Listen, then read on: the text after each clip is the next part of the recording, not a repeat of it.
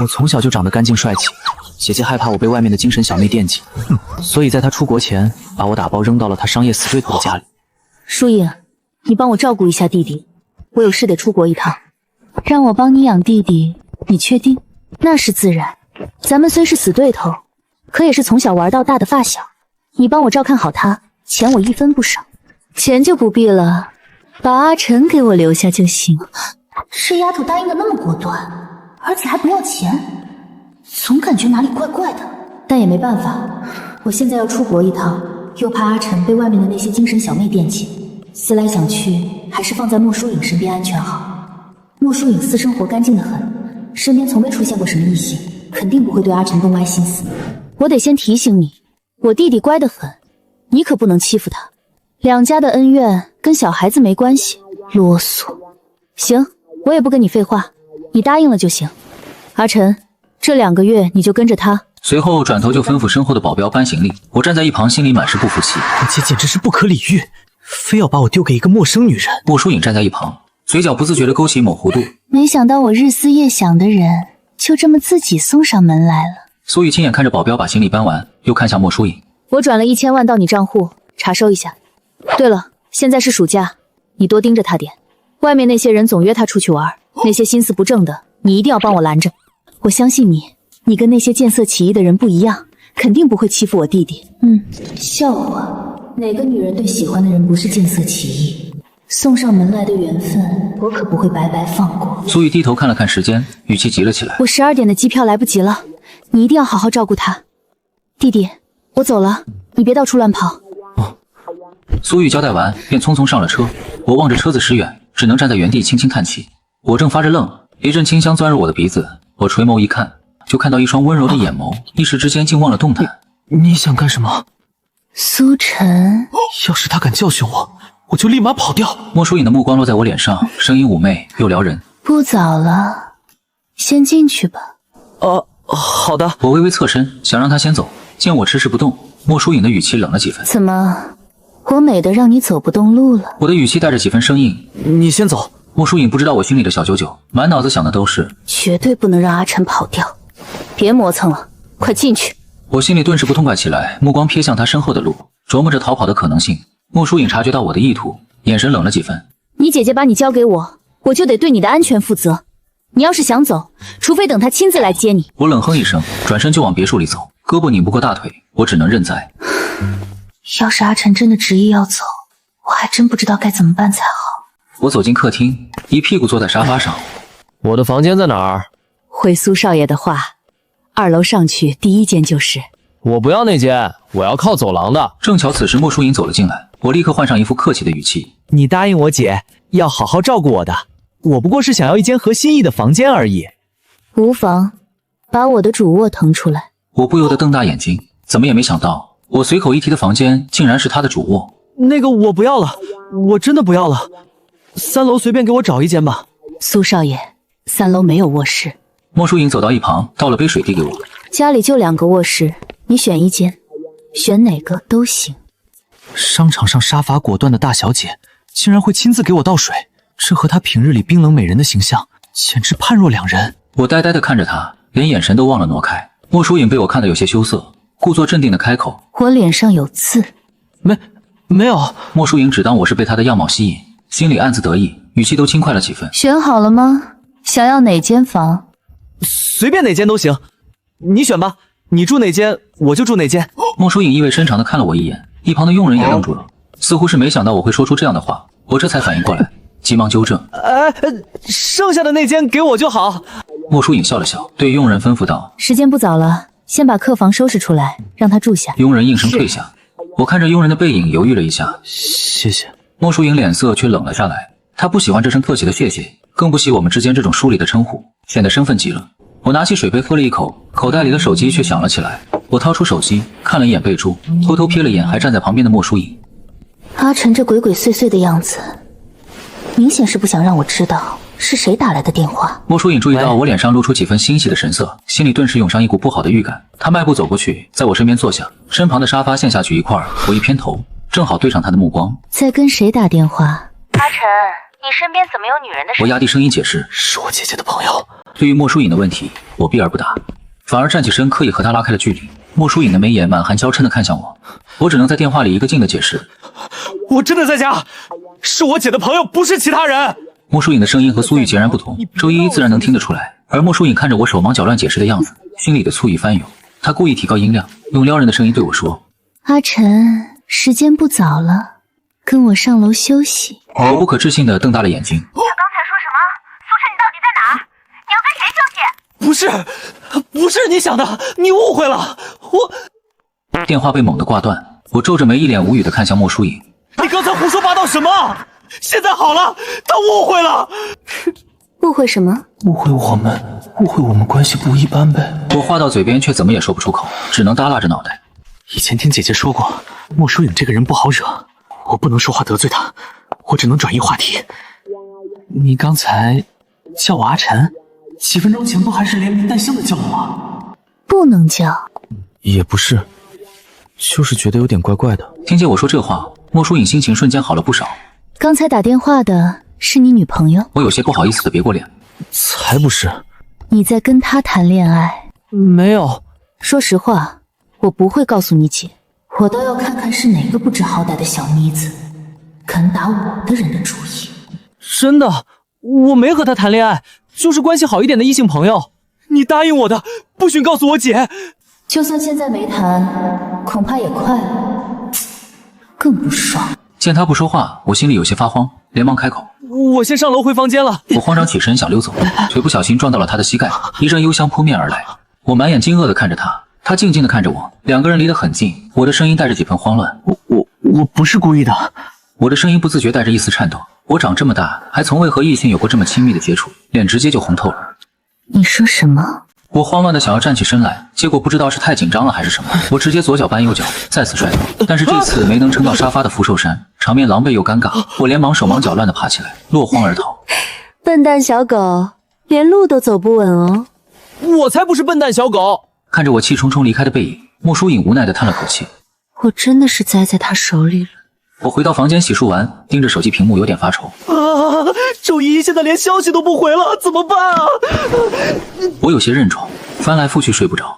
隔壁房间的莫疏影同样彻夜难眠。好想偷偷溜去隔壁，哪怕就看一眼也好啊。不行，万一他睡眠前话给他吵醒了，他把我当变态怎么办？纠结了大半夜，终究还是决定放弃。早上8点半，莫疏影坐在餐桌前，看着摆好的早餐，目光时不时瞥向2楼。刘妈心领神会的开口道：“小姐，我去叫苏少爷下来吃早餐吧。”莫疏影默认般没有说话。10分钟后，我顶着2个熊猫眼，头发乱糟糟的走下楼。哪家大学生能早上8点多爬起来吃早餐？昨晚没睡好，还不是因为你。周依依现在都不理我了。这话一出，莫疏影的脸色瞬间冷了下来。昨晚派人查过了，那个叫周依依的女人最近和笨蛋小狗走得太近了。哼，为了一个女人，一整晚没睡好。那又怎样？要不是你昨天乱说话，周依也不会不理我。莫疏影端起面前的咖啡喝了一口，压下心中的不悦。我走到餐桌旁坐下，慢慢喝粥，小心翼翼地开口：“那个，你今天能不能陪我去跟他解释清楚？”莫疏影轻轻瞥了我一眼，没有说话。我顿时不敢再出声，低下头乖乖喝粥，心里暗骂自己是不是睡昏头了，居然敢命令他，真是上赶着找死啊！就在我以为他不会答应的时候，什么时候去？啊？你不是要我陪你去解释吗？今天好像不太方便，那明天可以吗？可以，你今天就在家好好休息吧，明天我陪你去。我今天要好好谋划一出大戏，等明天让你俩彻底翻脸。我不知道他心里想的，还傻乎乎的觉得他是个好人，心里反思：我之前对他的态度是不是太差了？毕竟他是苏玉的发小，我以后对他热情点。想到这儿，我心里安定了不少。吃完早餐便回房间补觉去了。睡前我又给周依依发了条消息：我明天会带人去解释那天的事。不用了。第二天一早，我坐上了莫疏影的迈巴赫。疏影姐姐，谢谢你，愿意抽出时间陪我去解释。莫疏影勾了一下红唇，好喜欢阿晨喊我疏影姐姐啊，笨蛋小狗叫的好好听。不用谢，我答应过苏玉会好好照顾你。疏影姐姐，你明明是我姐的死对头，她为什么非要把我托付给你？啊，我也不清楚。苏玉那家伙分明是瞎了眼，以为把你放在我身边最安全，却不知道我已经惦记你好多年了。我正愁不知道怎么和你拉近关系，结果他倒好，主动把人送上门了，简直是神助攻。周依依在自家的公司实习，我直接去他家公司找她。到了公司楼下，我和莫疏影下了车。莫疏影看着眼前这家不起眼的小公司，秀眉微蹙。阿晨眼光真不怎么样，找对象连家境都不挑吗？我往前走了2步，发现他没跟上来，又折回去，拉着他的胳膊往里走。走啊，进去吧。莫疏影睫毛轻颤，目光落在我抓着他胳膊的手上，刚想顺势握住我的手腕，我却突然松开了手，快步走向前台。莫疏影不紧不慢地走上前，想牵我的手。搞定了！我却正好转过身，莫疏影看着自己的手，心里闪过一丝失落。走吧。刷了门禁，我们走进电梯，我时不时地偷看他的脸色。他刚才好像有点不高兴，为什么呢？算了，待会儿他一定要帮我好好解释，不能再出什么差错。我想完抬头看向他。疏影姐姐，你待会儿可一定要好好解释，千万别再让她误会了。话音刚落，电梯门就开了，我连忙走了出去。周依依虽是实习，但已经当上了主管，有自己的独立办公室。我打量一下四周，确定了办公室的位置，走上前发现门是虚掩着的。难道是周依依知道我要来，特意给我留的门？昨天他还说不让我来，原来是口是心非。还好我够坚持。我慢慢推开房门，一进去就听见了暧昧的声音。看向沙发，一男一女正在那里。女人的身形我再熟悉不过，我猛地后退一步，瞳孔骤然收缩。周依依，周依依听见我的声音，瞬间清醒了几分。她猛地看向自己旁边的男人。柳青阳，怎么是你？刘青阳淡定地整理着衣服，一脸玩味。依依，你在说什么呢？周依依慌乱地站起身，朝我小跑过来。阿晨，不是你看到的那样，你听我解释，我刚才以为是你。我看着他身上暧昧的痕迹，气得胸口发疼。你有病吧？周依依想来拉我的手，莫疏影走过来挡在我俩中间。你不配碰他。周依依脸的冤枉和迷茫。阿晨，你听我解释，我刚才真的以为是你，我不知道怎么就变成他了。你告诉我，我跟他哪里长得像？亏我还带着人来跟他解释，真是瞎了眼。对不起，阿晨，我错了，我真的不是故意的，我不喜欢他，我心里只有你。周依依语无伦次的道歉，我眼神里满是鄙夷。本少爷才不要你这种二手货，我嫌脏。今天本来是想和你解释一下那天的事情，哼，现在看来没必要了，我们再也不见。周依依急忙追上来。阿晨，你不要走，这真的是误会啊。柳青阳却突然从身后拉住他的手。依依，别离开我！我走进电梯就垂下了头，我感觉要控制不住自己的情绪了。渣女，亏她之前还天天对我甜言蜜语，原来全都是假的。别难过了，你们本来就没在一起嘛，他做什么也跟你没关系，你没必要为了他伤心。他这话像一把刀子狠狠扎进我的心里，我抬起头，委屈又愤怒地瞪着他。你是来看我笑话的吧？现在满意了，我姐说的没错，你就是跟我们苏家有仇。我不是那个意思，我没有看你笑话。我根本不听，电梯开门直接把他甩在身后。出了公司，我下意识坐上迈巴赫，反应过来是他的车想下去的时候，就听见车门落锁的声音，纤细的身影向我靠近，我紧张地吞了下口水。你要干嘛？莫疏影轻轻点了一下我的额头，语气温柔的不像话。别难过了，还没在一起就看清了他的真面目，这是好事。我心里很难受，我想不通周依依为什么要这么做。我们明明是在往恋人的方向走，怎么会变成这样？可我骨子里的骄傲不允许我示弱，我直接扭过头去，嘴硬道：他本来也不是我喜欢的类型，没了就没了，我才不在意。莫疏影明显不信。真的？我扭过头，带着几分威胁说道：你不准把这件事告诉我姐。莫疏影答应的干脆。放心，我不会说的。那你让司机送我回去吧，你去忙你的就好。好。莫疏影打开车门下车，亲眼看着迈巴赫开走，才转身走向不远处的宾利。宾利旁边，许晴正将一张100万的支票递给柳青阳。柳青阳接过支票，笑得合不拢嘴。莫疏影的目光扫过柳青阳，带着几分厌恶的开口：把他送出国，别让他再在京市出现，看着碍眼。一回到墨园，我就把自己锁进了房间，坐在沙发上看着窗外的景色发呆。莫疏影下班回来，从佣人那儿得知我连午饭都没吃，就这么一个人闷在屋里不肯出来，她当即就开始生气。这个笨蛋小狗，白天明明说过不伤心，现在偷偷躲起来当忧郁王子。高跟鞋的哒哒哒声传上楼，接着房门被轻轻敲响。阿晨，把门打开。开莫疏影的声音隔着门板传进来，见我不应声，又补了一句：你不开，我就直接进来了。话音刚落，莫疏影走了进来，我抬起头看着她，双眼没有对焦，整个人透着一股无助感。莫疏影心里的怒气被我这副模样冲淡了大半。你不是说不在意吗？怎么又躲起来，连饭都不吃？我看着眼前这个风姿卓越的女人，无助地问道：是不是因为我不够帅，不不然他为什么要选那个男人不选我？听了我这话里的自卑，语气里满是不悦。他根本配不上你，论家世，论长相，你都该找个更值得的人。他的话里藏着几分不易察觉的暗示，可我当时满心都是难过，根本没往心里去。好啦，下楼吃饭。你都饿了一天了，胃能受得住吗？不想吃。你要是再不起来，我现在就给你姐打电话。他的话满是赤裸裸的威胁，这话一下子把我从低落的情绪里拽了出来。算你狠。最终还是妥协了，慢吞吞地穿上鞋下楼吃饭。我坐在餐桌前，不情不愿地扒拉着碗里的米饭。桌上这么多菜，就没一样合你心意的吗？我头也不抬地应着。没胃口。我也不清楚到底是不喜欢菜还是不喜欢他的管束。莫书颖没再说话，可我能清晰地感觉到他身上散发的疏离感。吃完饭回到房间，周依依办公室的画面在脑子里挥之不去，越想越烦躁。我鬼使神差地走出房间，犹豫半天敲响了隔壁莫书颖的房门，等了好一会儿都没动静，我心里开始打退堂鼓。就在这时，房门忽然打开，我惊愕地看着眼前的女人，她刚洗完澡，头发半干不干地披在脑后，性感又慵懒。他怎么这样就开门了？目光下意识地往她白皙的身上瞟。不对，我在干嘛？找我有事吗？她率先开口，语气里带着几分意外。没什么事。说完就想赶紧跑，却被她叫住了。阿晨这是要去哪儿？她撩人的声音从身后传来，我停下脚步，有点无措地说道：我想去酒吧喝2杯。话音刚落，不准去，太晚了。我硬着头皮反驳：我就要去，我心里难受。家里有酒，要喝就在家里喝。他说完直接关上卧室门，伸手牵住了我的手腕。我就这样看着他的手，跟着他走到负1楼的酒室。他不舍得松开我的手腕，从黑金相间的酒柜里拿出一瓶红酒，打开后倒进醒酒器。醒酒器里的红酒酒香四溢，让我忍不住咽了咽口水。我好像还没喝过红酒呢，就尝过几口鸡尾酒。以前总被姐姐拦着，她总说男的喝酒会变得暴躁易怒，控制不了自己的行为。想到这，我忍不住问出口：喝这个会变得暴躁易怒吗？莫书颖轻笑一声：谁告诉你的？我姐啊。适量喝红酒反而对身体好呢，只能喝一点，不能多。我的眼睛瞬间亮了，盯着醒酒器问：可以喝了吗？再等一下下，醒透了才不涩。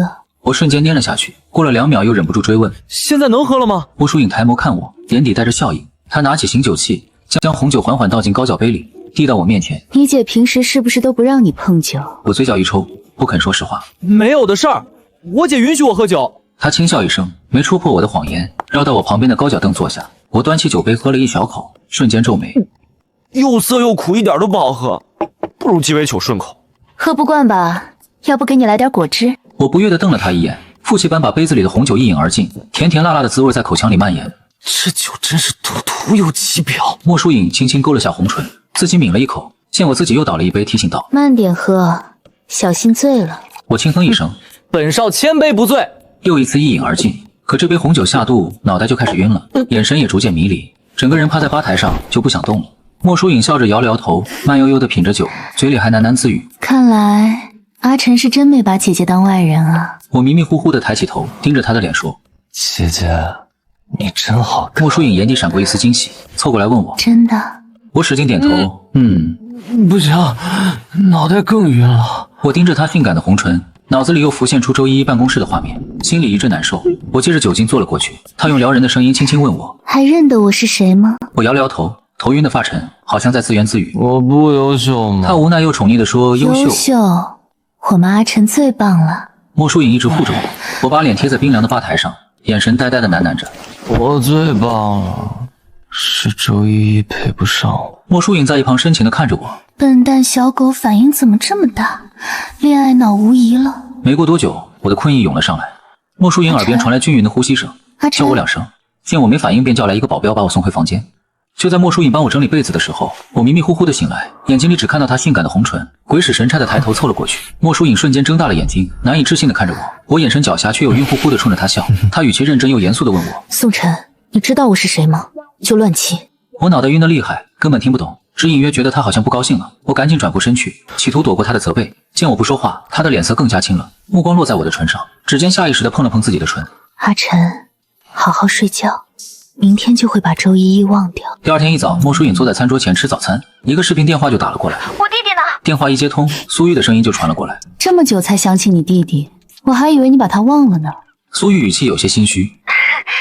怎么可能？我这不是忙吗？我早就查清了，你出国哪是忙工作，分明是去追男人了。莫疏影语气疏离的开口。忙就别打过来了，你弟弟在我这儿好好的，少不了他一口饭吃。那可不行，万一你欺负他怎么办？就在这时，我揉着眼睛走下楼，含糊地说：“姐，是你吗？我好像听见你的声音。”苏玉的声音瞬间拔高。弟弟，莫疏影把手机摄像头转向我，苏玉看见我乱糟糟的鸡窝头，瞬间炸了。你是不是我们家阿晨啊？莫疏影一脸茫然地看着我，显然是没想到苏玉会以此发难。我听着姐姐的话，脚趾都快抠出31听了。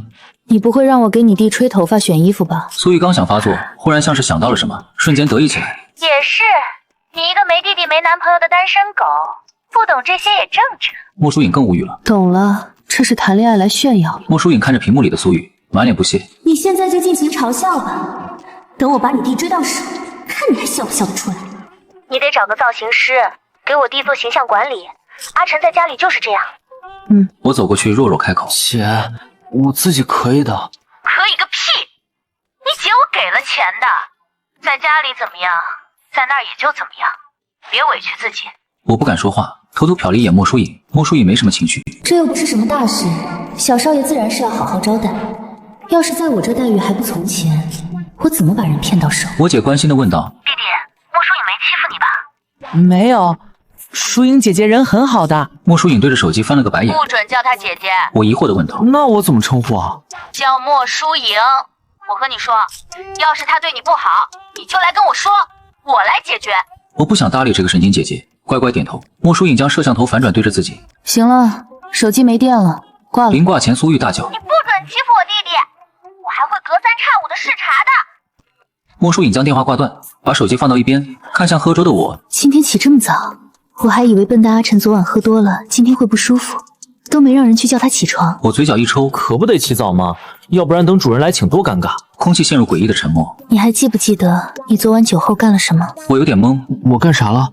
我不记得了。莫疏影看向我的眼神带着几分幽怨。没什么，昨天你喝2杯就醉了，我让人送你回去睡觉了。莫疏影思考良久。算了，还是不说了。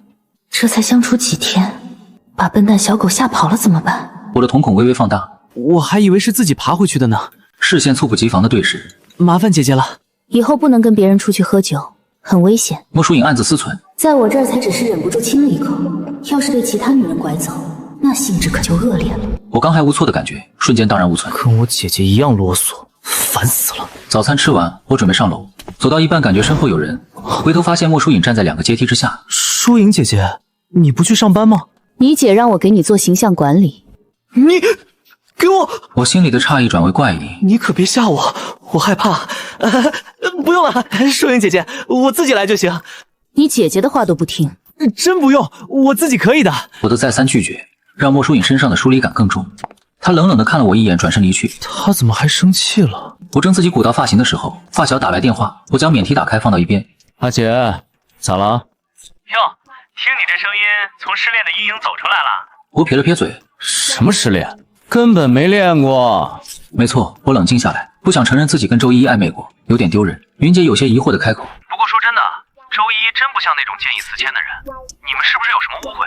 误会？我亲眼所见，能有什么误会？我姐说的没错，女人都不是什么好东西。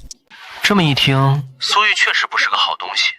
你在那儿住的好吗？不好，我不想待在这儿。那你偷摸来我这儿住2天。你说的，那我可真来了。我现在没在家，今天晚上9点的飞机，等我过来接你。好，莫疏影今晚有应酬，要很晚才回来，刚好我可以趁机去发小家玩2天。晚上10点，一辆豪华商务车停在墨园门口。我收到消息后，拿上准备好的东西便出了门。不曾想，刚走出别墅大门，就看见2个女人站在一起聊天。察觉到动静，莫疏影扭头看了我一眼，眸光清冷如霜。我当即就怂了。坐在商务车里的云杰兴奋地跟我挥手打招呼。阿晨，我看了他一眼，便收回视线。梦瑶姐。云梦瑶一脸不可思议地看着我。苏玉还真把他弟放到你这儿了。莫疏影没接话，此刻她的心情很糟糕。笨蛋小狗为什么不和我打招呼叫我姐姐？她语气清冷地开口。这么晚了出来干嘛？我下意识的心虚，这女人比我姐凶多了。出去玩。我看向车里的云杰寻求支援。不许去。为什么？太晚了，白天可以，晚上不行。我又看向云梦瑶。梦瑶姐，我可以到你家玩吗？云梦瑶下意识看向莫疏影。虽然我知道此行的目的就是来接苏晨，但有莫疏影这个女人在，我怎么敢张嘴同意啊？阿晨听话，都这么晚了，还是明天再跟阿杰出去玩吧。我有点泄气的看向车内的云杰，云杰生气的看着自家大姐。大姐真是笨蛋，连个莫疏影都搞不定。莫疏影直接下逐客令，你们可以回去了。我和云杰不舍得对视一眼，莫疏影走到我旁边，凶巴巴的说道：“看什么看？快点进去！”我收回目光，不情不愿的往里走，嘴里小声嘟囔：“你家是住海边吗？管这么宽？”这都是你姐说的。我倏地转身，眼睛微眯。你不是我姐的死对头吗？怎么这么听她的话？难不成你偷偷暗恋她？我暗恋你？我在心里翻了个白眼。神经病！你要胆子大点，知道吗？我姐不让我做什么，你就得让我做什么，这样才能彰显你死对头的身份。莫疏影抓住我刚想放下的手。你干嘛？我的眼睛里划过一丝慌乱。阿晨，你这是在教我做事吗？我秒速。我没有，只是建议，听不听在你。莫疏影情绪不明的浅笑一声，想离开我？我违心的说道。不想。莫疏影暗自腹诽。笨蛋小狗真不会撒谎，这小心思藏都藏不住。阿晨乖，姐姐对你好。我听着她性感撩人的嗓音，心跳落了半拍。疏影姐，我以后绝对听话，你让我干啥我就干啥。莫疏影对我的话保持怀疑，良久才开口。以后每天晚上8点的门禁。思考了一下，又补充道：天气冷了，就改成7点。听罢，我刚扬起的笑意瞬间消失。啊，这个没人情味的女人！我要去跟我姐打小报告，说你欺负我啊！莫疏影看着我的背影，拿出手机给苏玉发消息。最近精神小妹比较多，门禁是个不错的东西。我要上班，不能时时刻刻看着她。回到房间，我就给苏玉打电话告状，结果不但没成功，还被她教育了一顿。不许跟精神小妹玩，气得我根本睡不着。翌日一早，我充满怨气的起床，坐在餐桌边，死死地盯着面前看手机的女人。莫疏影并没有在意我的目光，她随手端起咖啡往嘴边送，我立马站起身，夺过她手里的咖啡倒在地板上，小心般扬起下巴。莫疏影手上溅了不少咖啡液，一旁的刘妈赶紧找借口开溜。大小姐稍等，我立马再去给您重泡一杯。我看着莫疏影的眼神，心里一阵发凉。坏了，她生气了。我看着她暗暗想着，不对啊，她怎么也不开口骂我？她不骂我，我怎么跟我姐告状搬回家住？难道她还不够生气？就在这时，刘妈重新端上一杯咖啡。哎，大小姐居然没生气吗？我立马端起来喝了一大口。怎么这么苦？莫疏影放下手机，好整以暇地看着我。我喝过喽。说完，嫌弃地把咖啡放到桌上。佣人打扫也挺不容易的，听说他有洁癖，我喝一口他肯定不会碰了。莫疏影忽然问我，好喝吗？我愣了一下，反应过来，嘴硬道：好喝。好喝就行。说罢，端起那杯咖啡，对准我刚刚碰过的地方，一口气喝完。我直接目瞪口呆。旁边刘妈一脸见鬼的表情。莫疏影淡定评价：今天的咖啡挺甜的。我暗自腹诽：哪儿甜了？这女人胃里有问题吧？一旁的刘妈却听懂了弦外之音。我就说嘛，大小姐怎么会随随便便就让人住进来？原来是心上人啊！莫疏影起身，一脸狡黠的开口：我要去上班了，想出去玩，记得晚上8点之前回家哦。不对劲，姐姐明明说过她有洁癖，难道情报有误？莫疏影见我在走神，便径直离开了。疏影姐！莫疏影脚步一顿，目光落在我抓住胳膊的手上。哦，笨蛋小狗今天很主动哦。我用期待的眼神看着她。疏影姐，带我一起去上班吧。你确定？我确定，我要以疏影姐马首是瞻。我决定了，我就是要寸步不离地跟着她，让她窒息厌烦。莫疏影欣然同意。可以。我心中大喜，直接跟着她坐上迈巴赫。我发消息跟姐姐再三确认。莫疏韵最讨厌心机重、没有分寸感的男人了。我放下手机，直接大咧咧地揽过她的肩膀。莫疏影眼睛里满是深情。笨蛋小狗今天怎么这么主动？她非常自然地将头靠在我的肩头。我愣住了。什么意思？她怎么还靠过来了？不应该直接推开我吗？我犹豫了一下，问出声：疏影姐，你不推开我吗？莫疏影轻轻笑了一下。为什么要推开？我家阿晨这么乖。我神色更加怪异。我什么时候变成他家的了？我想把手拿回来的时候，他却用手穿过我的后背环住了我的腰。我一脸生无可恋。他什么时候能把手拿开？真是难为我了。为什么要抱他啊？我受不了了！就这样僵持着，直到司机开口解救了我。大小姐到公司了。莫疏影这才放开我。阿晨，你先下车，我觉得有必要平复一下自己的情绪。抱着笨蛋小狗太舒服了，都维持不住我平时的形象了。这时助理许晴从电梯里走出来。苏少爷好，我带您上楼。我回头看了一眼坐在车里的莫疏影，她正在闭眼假寐。他怎么不走？许晴好像看出了我的心思，解释道：莫总有事要处理，您先跟我上去等吧。我暗暗吐槽，他这像处理事情的样子吗？许晴自作主张地把我带到总裁办公室。莫总暗恋苏少爷这事，我可是为数不多的知情人，我可知道超多内幕。苏大小姐经常把苏少爷带在身边，莫总总会想方设法地跟过去，啥也不干就偷偷盯着苏少爷看。你怎么每次都杵在这儿膈应我？烦死了！前几天有场聚会，莫总又跟着去了。有一个富家千金想跟苏少爷搭讪，直接被莫总找人扔出去了，简直不要太好磕！许晴打断自己的思绪。苏少爷，你先坐一下，想吃什么告诉我，我让秘书送过来。不用了。我走到巨大的落地窗前，俯瞰下面的景色。不对啊，我在这儿干嘛呢？我不应该时时刻刻跟在莫淑莹身边吗？许助理，等一下。许晴停下来看着我。苏少爷还有事吗？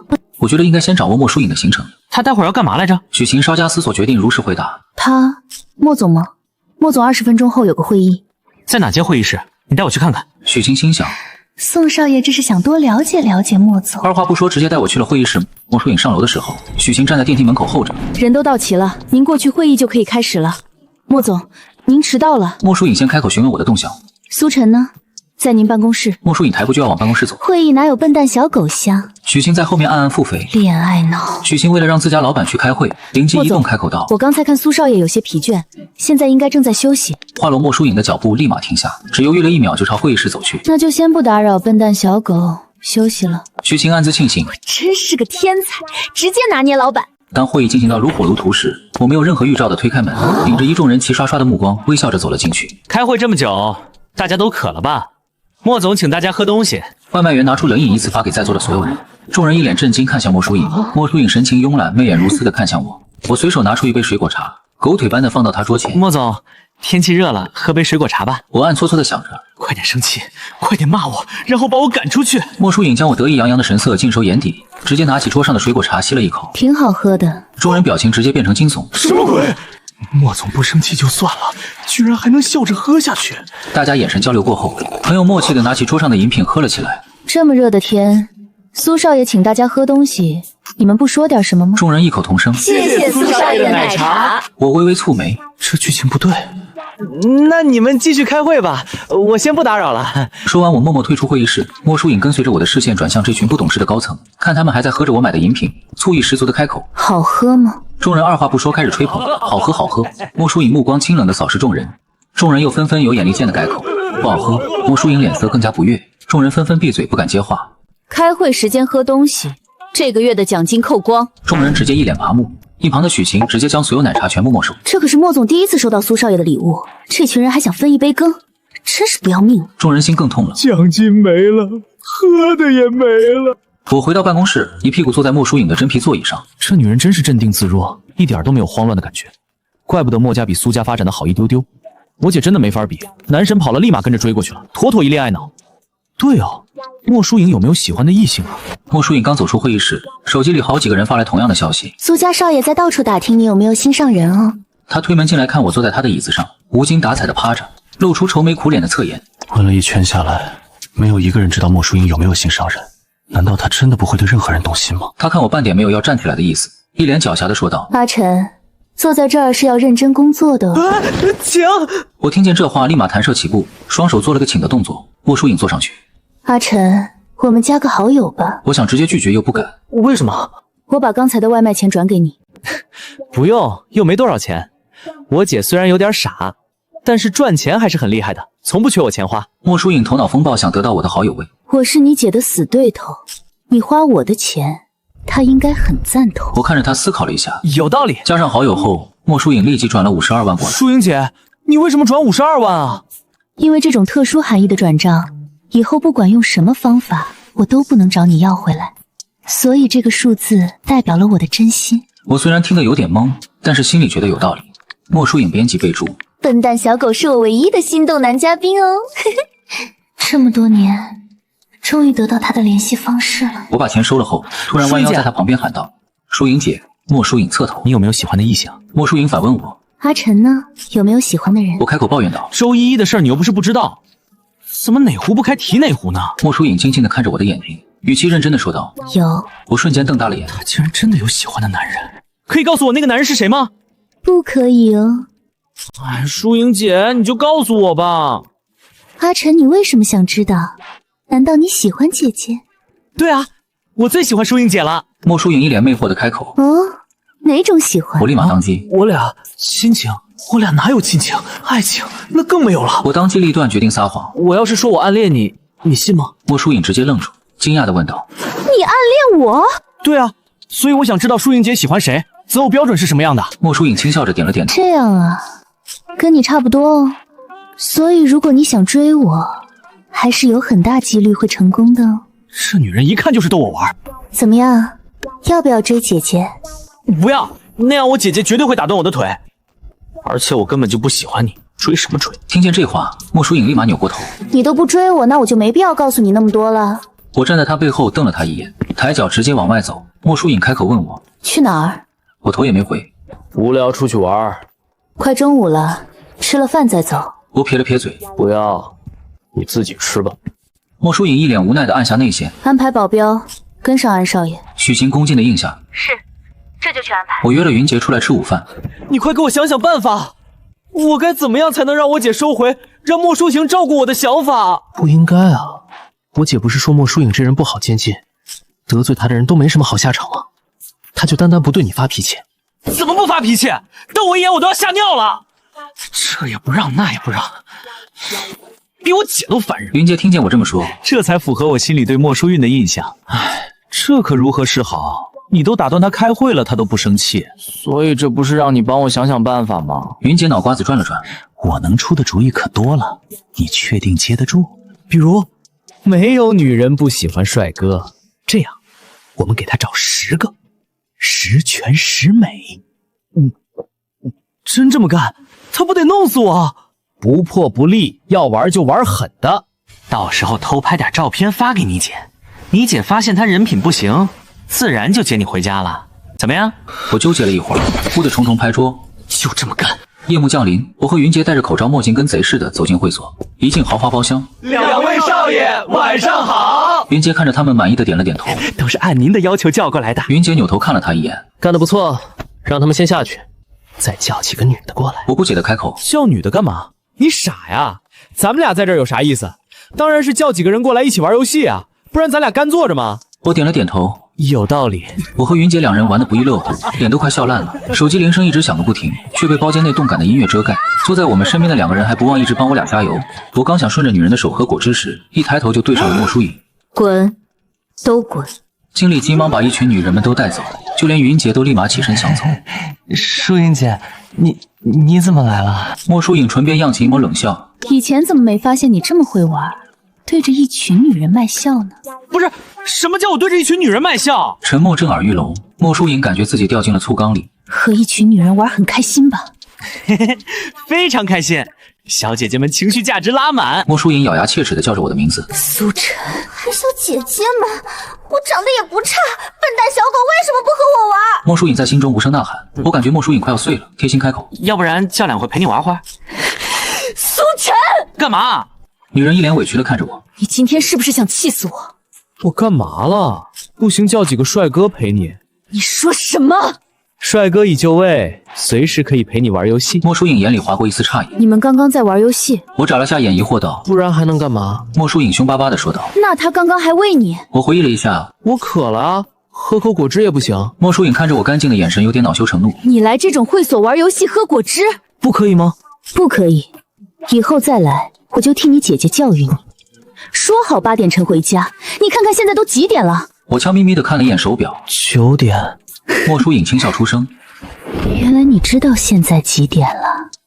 就不回去，气死你！听见我这样说，莫淑影气得直接拉着我站起身走出包间。我刚想挣脱的瞬间，女人性感的声音传来：“我不介意找人给你扛回去哦。”坏女人，绝世坏女人！刚走出包间门口，那个今晚的账单还没有结，另外您吩咐的10位随时可以带走。莫淑影松开我的手腕，视线在我俩之间游离。10位，我点了点头。我点了10个帅哥，回去陪你玩游戏。莫淑影红唇轻启，给我点的。对啊，长得可帅了。莫淑影马上察觉出我的意图，看着我算计摆在脸上的样子，决定在外人面前给我留点面子，让那群男的有多远滚多远。另外账记我身上。好的。莫淑影继续牵起我往前走。你姐姐才走几天，你就这么嚣张，真当我治不了你了？还敢给我找男人，真是厉害啊！我一点都不怂，你敢教训我，我就去告状。蹲在门口担心我安危的云杰，看见我乖乖的被牵着，不是吧？这是什么节奏？他立即拿出手机偷拍2张，拍完还欣赏了一会儿。还别说，这俩人在一起还挺搭。莫淑影这身材绝了。我跟着莫淑影坐进他的迈巴赫，莫淑影开口说道：“你要回家，得让你姐接你。车门落锁，拿出手机给苏玉打电话。你弟不回家，点10个女的。电话那头愣了1秒，接着就是一顿输出。我掩耳盗铃。莫舒颖故意把手机放到我耳旁，我恶狠狠瞪了女人一眼，大着胆子一把夺过手机，直接挂断。这么大的人了还告状，你知不知道？我最讨厌你这种打小报告的人了。你怎么可以捏我的脸？啊，这都不生气吗？是你先跟我姐打电话告状的。四目相对，我心虚的撇过头，想要离女人远一点。这么晚不回家，准备好接受惩罚了吗？我不可置信的回头看着她。你真的要罚我？莫舒颖狡黠一笑。既然你这么喜欢去会所和女人玩游戏，就罚你回家和我玩吧。她看着我有点生气的脸，直接凑过来搂住我的腰。哎，你别占我便宜啊！就占你便宜怎么了？我看着怀里的女人，决定想个办法，惨兮兮的开口：舒颖姐，我从小到大都没挨过罚，你能不能放过我呀？那你以后好好听话，姐姐就不会罚你了。我立马顺从的点了点头。我听话。舒颖姐，你说话算话。好。一个好字千交百倍，我心跳好像漏了半拍，觉得车里的气氛有点暧昧。舒颖姐，你能不能先放开我？莫舒颖这才恋恋不舍地放开我，顺带伸手揉乱了我的头发。有一说一，舒颖姐完美地长在了我的审美上。回到墨园，我便急切地走回卧室，掏出手机，发现一堆未读消息，一大半都是莫舒颖发的，连着给我发几10条语音，语气从开始的温柔变得清冷。等我逮着你，就要狠狠教训你。听见这话，我摇头晃脑啊爸爸。点开云杰发给我的照片，是他偷拍的那张。兄弟，这是什么情况？你俩手牵手，也太好磕了吧！我立马回了语音过去。什么都磕只会害了你，根本不是你想的那样。他那一看就是迫不及待的想要教训我。对面直接打了电话过来。什么情况？什么情况？没有情况。我觉得莫大小姐肯定对你有意思。你什么时候见过她身边有别的男人？更何况是手牵手。笑话，你一共见过她几回？我不管，我就要磕。唉，你磕我俩还不如磕我和梦瑶姐呢。你要是看上我姐，那你真是瞎了眼了。有你这么说亲姐的吗？你还少说你姐的坏话了。我赌5包辣条，莫大小姐就是对你来电。不赌，没兴趣。我看你是怂了吧？是不是你也察觉到她对你有意思了？现在的人啊，就喜欢磕这些邪门的，莫名其妙。很快电话又打过来，我无奈接听，听筒里传来云杰激动的声音：“喂，阿晨，我们赌一辆海神3叉戟怎么样？”你疯了？你直接去做个梦，感觉更快一点。1000多万而已，赌不赌？赌，有人送钱上门，不要白不要。就这样，两个心怀鬼胎的人赌约达成。我洗漱完刚坐上床，门口传来敲门声。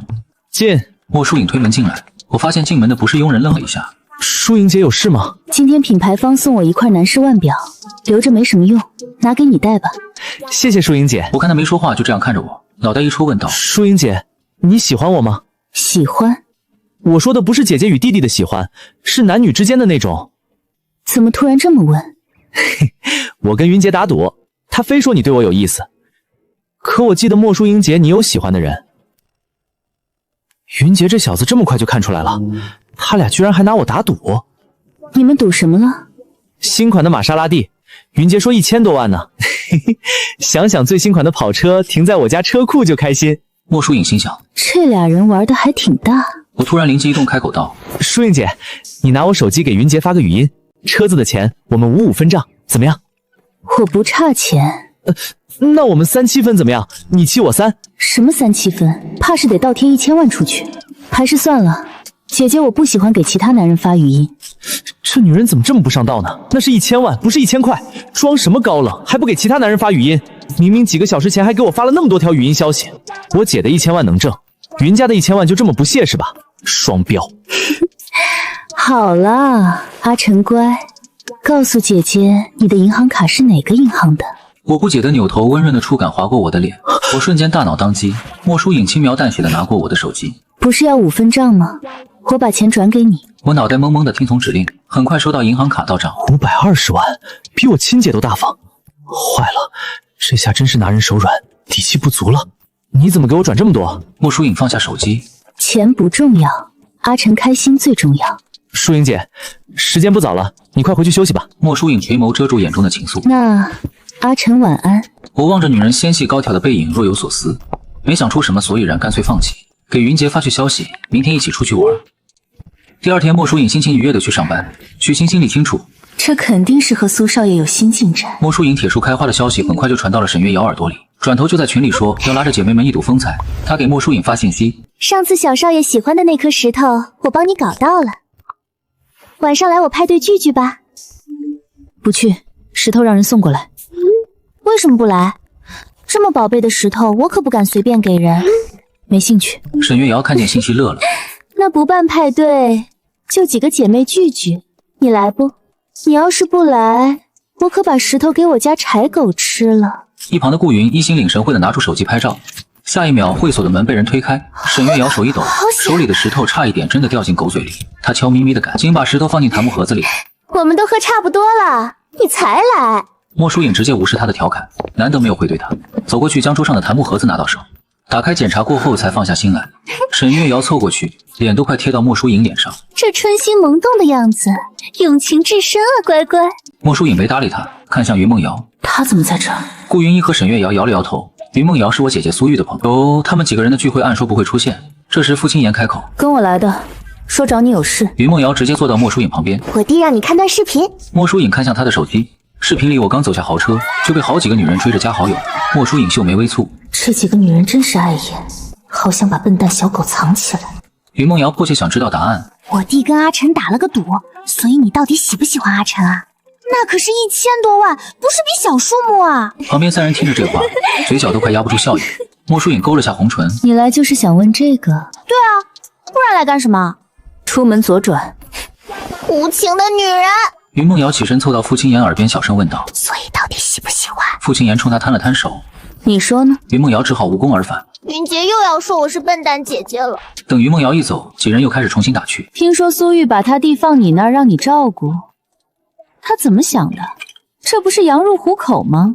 近水楼台先得月，你可得抓紧啊！老公都放你家了，先下手为强啊！莫疏影睨了他一眼，懒得搭理他们。沈月瑶听着这话直言说道：真不怕苏玉拿刀架脖子上啊？我是说亲亲抱抱之类的，你这人怎么把我想的这么坏？然后3人七嘴八舌的给莫疏影出主意，让他趁苏玉在国外先把人骗到手。回到墨园，我的手机弹出一个语音电话，没有备注，一时没反应过来是谁，便没接。没过一会儿，电话又响了起来，我疑惑的接听，还没来得及开口，一道女声传来：苏少爷吗？我是莫疏影的朋友，莫疏影喝醉了，你能来接她一下吗？我把地址发你。说完，沈月瑶快速挂断了电话。会所里，顾云一看着沈月瑶的操作直摇头。沈月瑶，你真搞笑，苏晨又不喜欢疏影，怎么可能会来？听到这话，莫疏影喝了一大口酒，掩饰心底的失落。沈月瑶戳了一下顾云一：你不懂就别说话。10分钟后，家里的司机打来电话：小姐，我在来会所的路上。你看吧，我就说绝对有戏。你接下来就是要主动出击，他早晚会拜倒在你的石榴裙下。莫疏影已经开始给自己洗脑。没错，笨蛋小狗愿意这么远过来接我，肯定是对我有好感的。我有些无语的在会所门口下了车。这到底是他照顾我，还是我照顾他呀？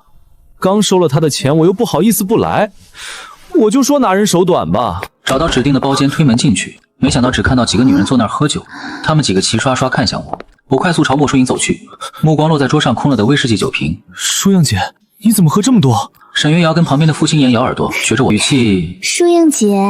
莫疏影醉意朦胧的杏眸直勾勾地看向我。阿晨，你来啦，抱抱。我一时愣住，被这从没见过的样子吸引，任他抱上我的腰，脑袋还在我的胸口蹭了蹭。身后的3人直接呆住了。傅青言无语的小声逼逼：我以为我们在会限制他发挥呢，没想到这家伙直接装醉。我低头看着女人海藻般的长发，不知所措，一时不知道手该往哪儿放。就在这时，我发现她的身体有往下滑的趋势。疏影姐，你坐好。她并没有理我，只好伸手将她固定住，并侧头看向3个吃瓜群众。你们倒是帮忙搭把手啊！3人直接装傻。不熟不熟，隔壁拼桌的。他喝醉不让我们碰，碰一下就要打我们，帮不了。傅青言甚至都不开口讲话。我手不小心碰到莫疏影发烫的耳垂，心里暗暗腹诽：疏影姐这都是交的什么朋友？莫疏影不舒服般的蹭了一下，放在我后腰的手冲3个人摆了摆。3人心领神会的齐齐起身。那个，我们还有事先走了，疏影就拜托给你啦。你们别走啊！我无语的看着穿得很快的3人，门无情的关上。我看着腰间坠着的女人。疏影姐，醒醒！女人半点反应都没有，没办法，我只好先把她扶起来，让她环住我的脖子站好，她的头靠在我的肩膀。我能清晰地感受到她带着酒气的呼吸，我瞬间感觉自己也醉了。我叫阿晨来接我了。我感觉自己的脸越来越热，直接一个公主抱，心里暗松一口气，还好之前经常运动，抱得动。莫疏影抱着我脖子的手紧了紧，侧头藏起自己脸上止不住的笑意。我就这样抱着她走出会所。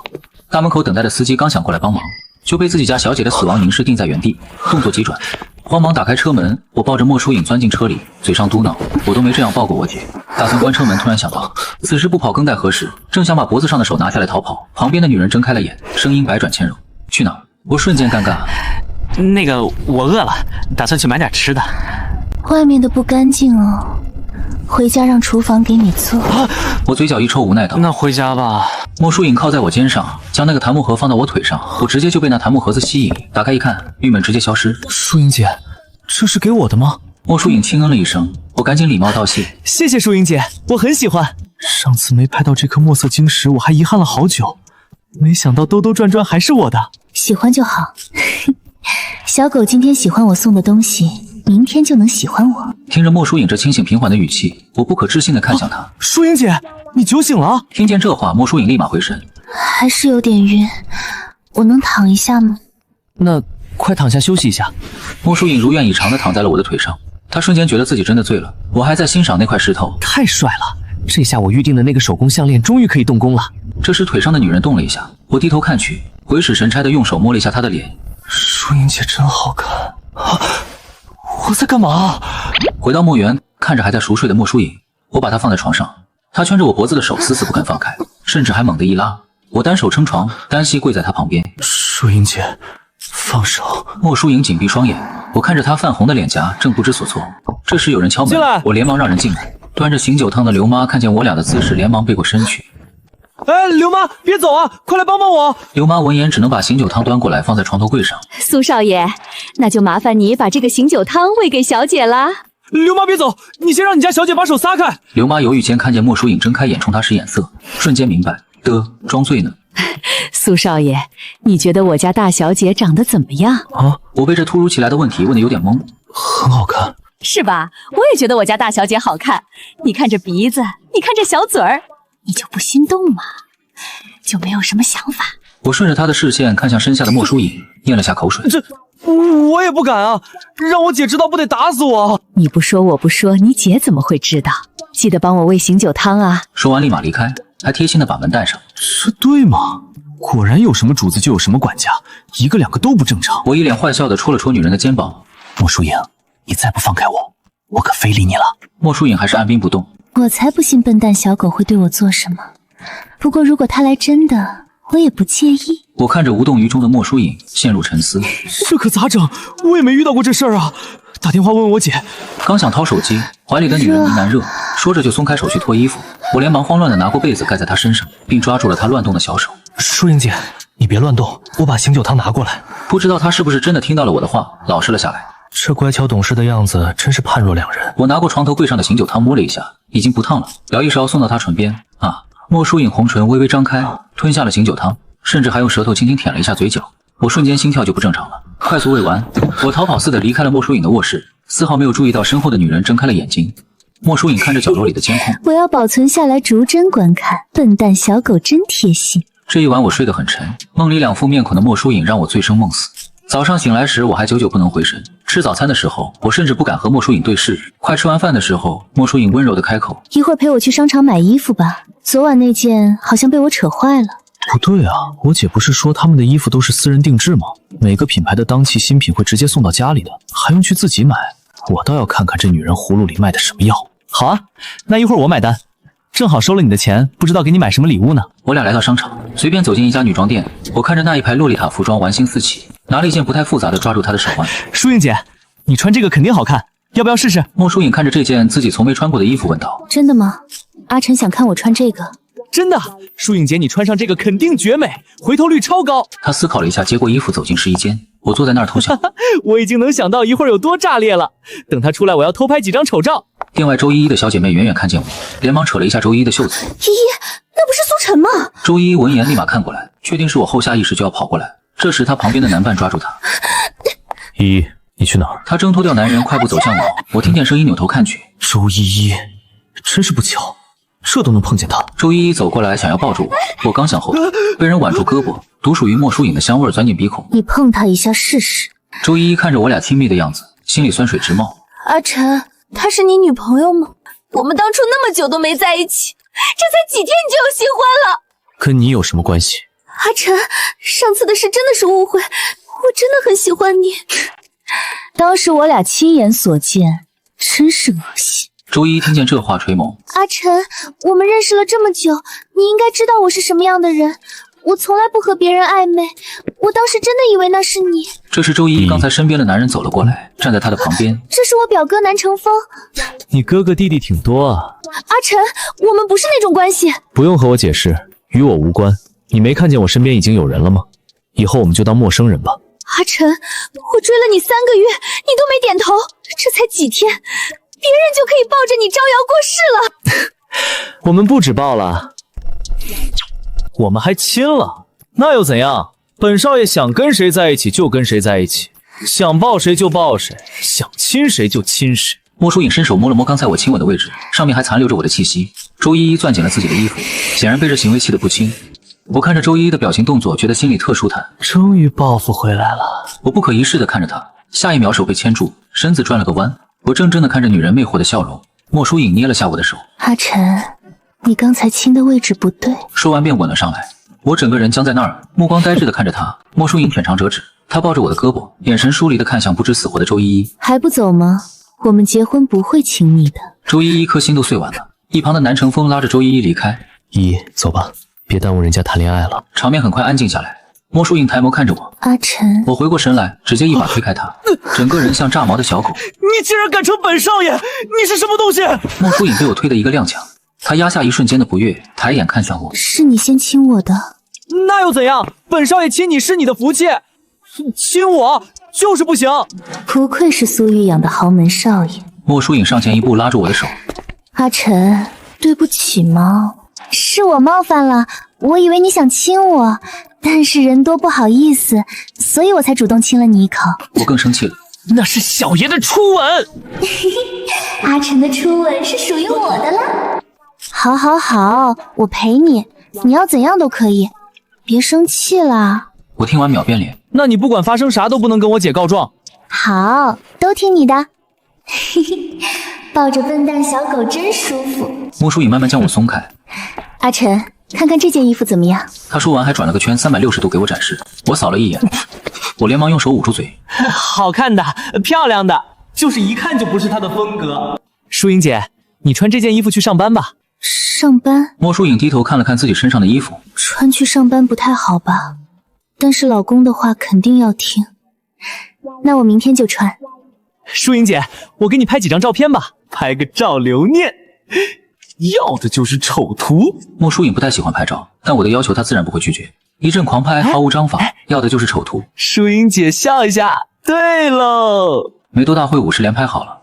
我点进图库里，准备欣赏丑照，结果发现女人直接美到模糊，唯一不花的几张面带娇羞注视着我的样子，配上洛丽塔，莫名给她带上了几分软萌。果然，美到一定程度的人，穿麻袋都是好看的。莫疏影凑过来，我干笑2声，她换回自己的衣服，把洛丽塔递给服务员。来，我跟着服务员来到收款台买单。莫疏影并没有阻止我付款，只是转头走向男装区。我付完款，拿着购物袋一转头，发现女人并没在身边，抛下我走了。服务员提醒道：“先生，你女朋友在男装区。”我睨了服务员一眼，一点眼力劲儿都没有。什么女朋友？我快步走过去，发现女人手里拿着一件衬衫，和我给她挑的裙子同色系。刚走过去，女人就拿衣服在我身上比划，我瞥了她一眼。你干嘛？莫疏影红唇微勾。给你买衣服。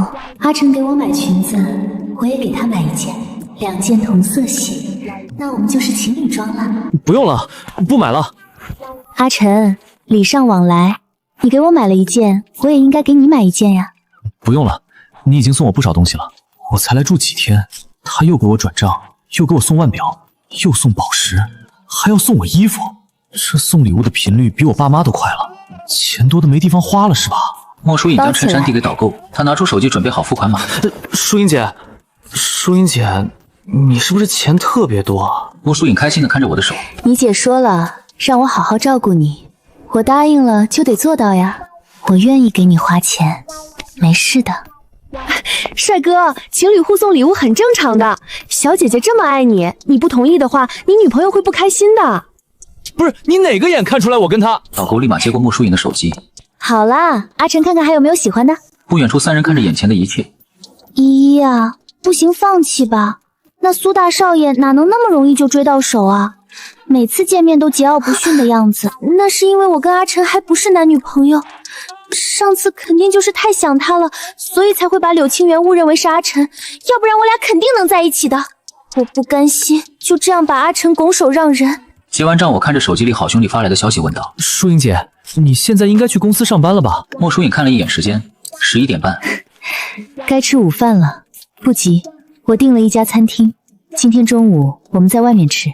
可是我约了朋友。话落莫疏影唇边的柔意散去，良久才有些委屈的开口：“没准备带上我吗？”我委婉拒绝，主要是你们都不认识，怪尴尬的。没关系啊，我不介意的。我听着女人恬不知耻的话，忍痛割了自己的好兄弟，跟着他去了订好的高级西餐厅。走进大堂时，一眼望去，好几个都认识。我尴尬的用手中的购物袋遮住自己的脸。救命啊！怎么了，阿晨？我摇摇头表示没事，紧接着又看见一个熟人，我转身就跑，不带一丝犹豫，莫疏影立马追出来。我一路走出店门口，才将购物袋放下来。淑英姐，我不太想吃西餐，我们换一家吧。他尊重我的意见。好。我俩换了一家中餐厅，点完菜，菜品一道道上桌，他夹起虾仁放进我碗里，假装自然的聊天。我记得那家西餐厅是你平时最喜欢去的。感受到女人的动作，我去拿纸巾的手指微拳，看向女人的目光不再单纯。慢点吃，小心烫。我大脑当机片刻，不对劲，女人的行为很不对劲，这不像单纯的姐姐对弟弟。难道女人是想勾引我，让我喜欢上她，再狠狠把我甩了，以此来报复苏家？只有这一个可能。我将筷子重重的放在桌上。怎么了？莫疏影一头雾水，我起身一言不发，凶狠的瞪了女人一眼后便转身离去。莫疏影直接懵在原地，完全不知道发生了什么。等她反应过来追到门口，我早已离开，人就这么水灵灵的丢了。她语音通话打了过来，直接被我拉黑。我手速快的不能再快。莫疏影拨通了那个从未打过的号码。阿晨，我不知道哪儿做不对，惹你生气了，我给你道歉，你别一个人乱跑好不好？我微微皱眉，莫疏影这语气是怎么回事？我不想吃了，准备回墨园，没有乱跑。我前脚刚从出租车上下来，后脚女人的迈巴赫就稳稳停在一边。我看见她下意识就要躲开，莫疏影神经被我刺激到，直接上前拉住我的胳膊。怎么了？吃饭吃得好好的，怎么跑了？没怎么，就突然不想吃了。你不听话，我现在就给你姐打电话。莫疏影，你怎么不能说话不算？莫疏影目光清冷，又想跑是吧？我已经看透你了。苏晨，你姐姐没在家，我必须得管着你。我抬起一根手指怒吼：“你别逼我拆家！”慢慢拆，到时候账单一定会现在你姐的办公桌上。我气得七窍生烟，可是，在莫疏影眼里，我就是一只炸毛小狗。我看着女人淡定的样子，恼羞成怒，抬手勾住女人的肩膀，一口气戳进女人耳朵里。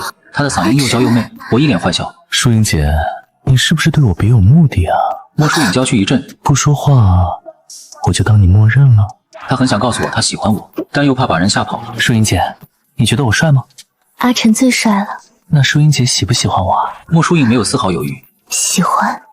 那疏影姐能不能别老是给我姐告状啊？女人言简意赅，不能。我果断松开女人，不玩了，面无表情的转身上楼。莫疏影盯着我的背影，手指摸向心口的位置，心跳的好快啊！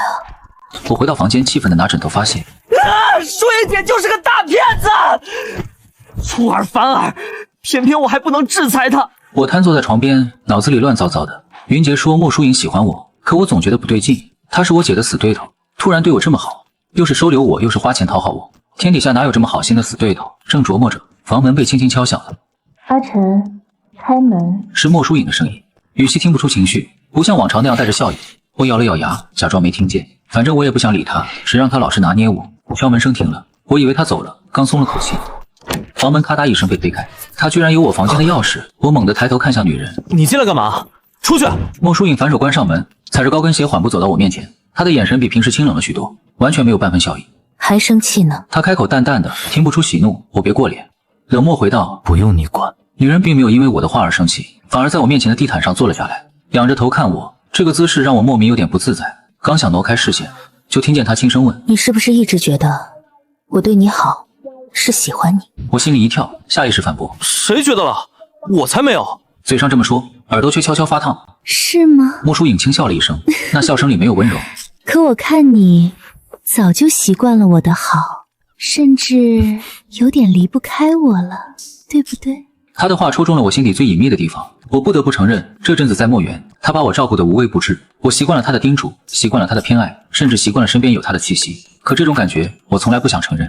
你胡说什么？我只是暂时住在这里，等我姐回来，我立马就走。我梗着脖子，语气却没那么硬气。莫疏影看着我，眼神一点点冷了下来。苏晨，你走不掉的，从你踏入墨园的那一刻起，你就逃不掉了。我心里莫名一慌。你什么意思？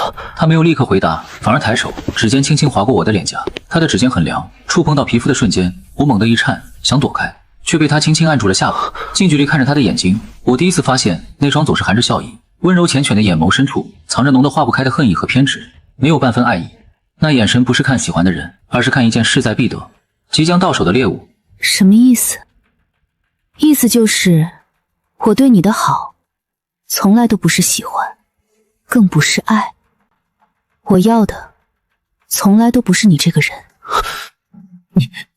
你说什么？苏家欠我的，欠了整整10年。10年前，你们苏家毁了我最在乎的人，欠了我一条人命，毁了我的一切。10年前，人命，我姐从来没跟我提过这些。苏家也一直顺风顺水，怎么会欠她人命？我不知道你在说什么，我姐从来没跟我说过这些。你当然不知道，你姐那么疼你，怎么会告诉你当年为了苏家的利益，你家做了多少肮脏事？怎么会告诉你，你们苏家的风光是踩着我在乎的人的尸骨换来的？他的话像一把把尖刀，狠狠扎进我的心里。我怔怔地看着他，不敢相信眼前这个对我百般温柔的女人，心里竟然藏着这么深的恨意。所以你接近我，收留我，对我好，全都是假的。他松开我的下巴，站起身，眼神清冷又淡漠地看着我。是假的，也不是假的。当然，我也没想过你姐会主动把你送上门来。原来那些温柔，那些偏爱，那些纵容，全都是假的。原来他不是爱我，是恨苏家，恨我。原来我一直沉浸在他编织的温柔假象里，像个傻子一样对他心生好感，依赖他，甚至偷偷觉得他很好。我声音哽咽，你好狠！莫疏影看着我强装坚强的样子，眼神里没有半分心疼，只有一种终于等到这一天的清冷和释然，像看着一件即将完成的艺术品，没有温度，没有波澜。狠，比起你们苏家当年对我做的事，我这点手段算得了什么？当年你们毁了我的一切，我连哭的资格都没有。现在不过是让你尝尝我当年受过的苦罢了。时机差不多了，你已经离不开我了，对不对？我牙齿咬得咯咯作响。你恨苏家，你冲我来就好，别搞这些弯弯绕绕。冲你来，那样太便宜你们苏家了。我要的从来不是你的命。你就不怕我告诉我姐吗？你不会的，因为你已经爱上我了，你舍不得我，不是吗？我不得不承认，他说的的确是事实，我真的爱上他了，爱上一个满心满满都是恨，只想毁掉我的女人。多可笑！你到底想怎么样？很简单呀，从今天起，你听话，我就对你好一点；你不听话，我就一点点收走你在意的东西，直到我觉得够了为止。苏晨，别想着反抗，你反抗不起，你越反抗，我就越想让你身边的人痛苦。明天起，不许再闹脾气，不许再摔东西，不许再提离开，乖乖待在我身边，我会让你过得舒服一点。他说完转身走向门口，走到门边他停下脚步，没有回头，只留下一句轻飘飘的还有，别指望你姐能救你，她自身难保了。门被轻轻带上，窗外夜色渐深，月光透过窗帘缝隙照进来，惨白一片。我看向紧闭的房门，莫疏影这个名字从今往后不再是温柔和偏爱，而是恨，是痛，是我逃不掉的宿命。我攥紧拳头，疼痛让我稍微清醒一点。我不能就这么认命，我要弄清楚所有真相。我要知道10年前到底发生了什么，我要知道他下一步要对苏家做什么。我看了一眼手机，有一条匿名短信。你以为莫疏影的复仇只针对苏家，他背后还有更可怕的人，小心身边所有人，包括你最信任的人。身边最信任的人是我姐、云姐，还是谁？短信发送时间在莫疏影离开房间后的1分钟，发现人是谁？他为什么知道这么多？他是敌是友？我攥紧手机，心脏狂跳，后背渗出一层冷汗。我终于明白，这场游戏才刚刚开始。